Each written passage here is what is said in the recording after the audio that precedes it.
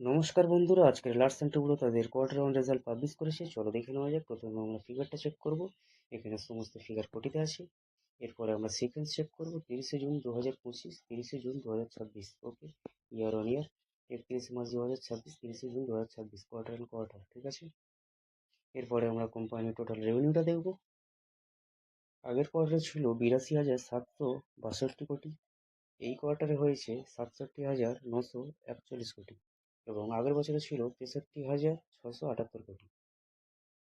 ঠিক আছে। কোম্পানি এখানে ইয়ার অন ইয়ার প্রায় বলা চলে 7%-এর মতন জাম দেখিয়েছে, কিন্তু কোয়ার্টার অন কোয়ার্টার কোম্পানি অনেকটাই ডাউন দেখিয়েছে। প্রায় বলা চলে 18 থেকে 19%-এর মতন কোম্পানি এখানে রেভিনিউর ক্ষেত্রে ডাউন দেখিয়েছে।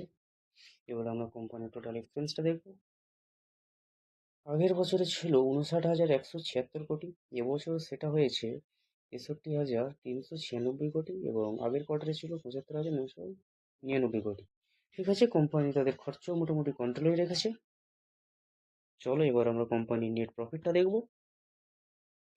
আগের বছরে ছিল 4,325 কোটি, আগের কোয়ার্টারে ছিল 6,317 কোটি এবং এই কোয়ার্টারে এসছে 4,982 কোটি।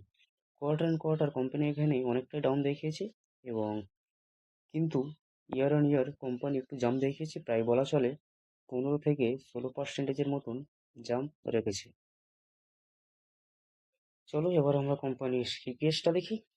আগের বছরে ছিল 26 টাকা 30 পয়সা, এবছর সেটা হয়েছে 29 টাকা 97 পয়সা। আগের কোয়ার্টারে ছিল 38 টাকা 71 পয়সা, এবার হয়েছে 29 টাকা 97 পয়সা। ঠিক আছে। লার্সেন টুবরো রেজাল্ট আমরা মোটামুটি একটা ওভারভিউ করে নিলাম। কোম্পানি মিক্সড টাইপ রেজাল্ট নিয়ে এসছে। তবে দেখা যাক কালকের এই মার্কেটে এই শেয়ারটির প্রতি কী রিয়াকশন দেখায়। যদি ভিডিওটি ভালো লাগে তাহলে অবশ্যই লাইক করবেন এবং আরও আপডেট পেতে আমাদের সঙ্গে থাকবেন। ধন্যবাদ।